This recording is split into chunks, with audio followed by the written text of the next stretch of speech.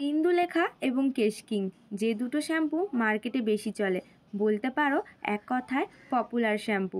যারা আয়ুর্বেদিক বা herbal shampoo ব্যবহার করেন তারা একবার হলেও এই দুটো শ্যাম্পু ব্যবহার করেছো কি? তাই তো আজ আমি তোমাদের বলবো এই দুটোর মধ্যে কোনটা ভালো। তো পুরো ভিডিওটা মন দিয়ে দেখো, ভীষণ কাজের দেবে।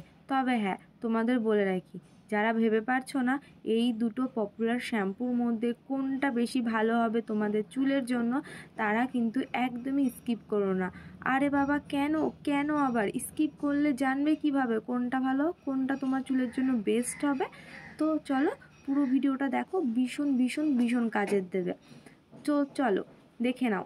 দেখো, এই দুটো পপুলার শ্যাম্পু অনেক খারাপ ভালো কেমিক্যাল থাকে, তার মধ্যে অনেকগুলো আমাদের চুলের জন্য ভালো, আবার অনেকগুলো খুবই খারাপ। প্রথমেই দুটো শ্যাম্পুর আমরা ইনগ্রিডিয়েন্টস লিস্ট চেক করব। প্রথমেই দেখব ইন্দুলেখাতে বলা আছে এর মধ্যে কোনো কালার দেওয়া নেই, গন্ধ শুকলেই কিন্তু বোঝা যায়। কিন্তু অপরদিকে আমরা দেখব কেশ কিং, কেশ কিংয়ে বলা আছে এর মধ্যে কালার দেওয়া আছে ব্লু কালারের, আর গন্ধ শুকলেই বোঝা যায় কিন্তু, তাই না? এবার তোমরা যদি দুটো শ্যাম্পুর ইনগ্রিডিয়েন্ট লিস্ট চেক করো তাহলে দেখতে পারবে ইন্দুলেখাতে বেশি ইনগ্রিডিয়েন্ট লিস্ট আছে কেশ কিংয়ের তুলনায়। এবার তোমরা যদি ভাবো যে তুমি ইন্দুলেখা তেল ব্যবহার করবে, তাহলে তোমাদের জন্য বলবো তারা ইন্দুলেখার শ্যাম্পুটা ব্যবহার করো। কেননা ইন্দুলেখার তেলটা ব্যবহার করলে তার সঙ্গে যদি তুমি ইন্দুলেখার শ্যাম্পুটা ব্যবহার করো তাহলে চুলের জন্য বেশি ভালো বেনিফিট পাবে। আর অন্য কোনো শ্যাম্পু ব্যবহার করলে কিন্তু ততটা বেনিফিট পাবে না।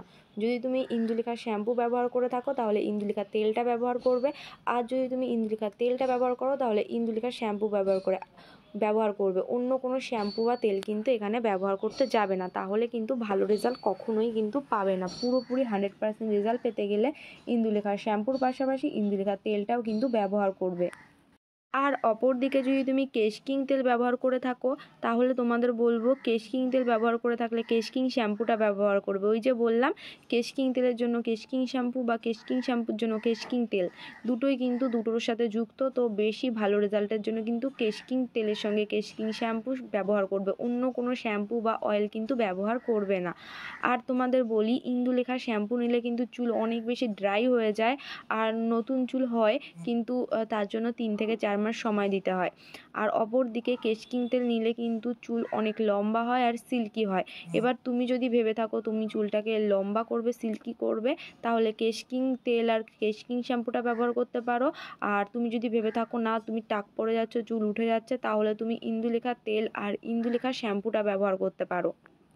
আর একটা কথা একদমই না বললে নয়, সেটা হচ্ছে ইন্দুলেখা এবং কেশ কিং এই দুটো তেল বা শ্যাম্পু বলো, যেটা নিলে তাড়াতাড়ি রেজাল্ট পাবে, কোনটা নিলে তাড়াতাড়ি রেজাল্ট পাবে। তো দেখো বন্ধু, দুটোর মধ্যে কিন্তু আলাদা আলাদা ইনগ্রিডিয়েন্ট লিস্ট আছে, আর দুটো কিন্তু একটা চুল উঠতে সাহায্য করে, নতুন চুল উঠতে সাহায্য করে ইন্দুলেখা, আর কেশ কিং তেল কিন্তু চুলটাকে লম্বা করে।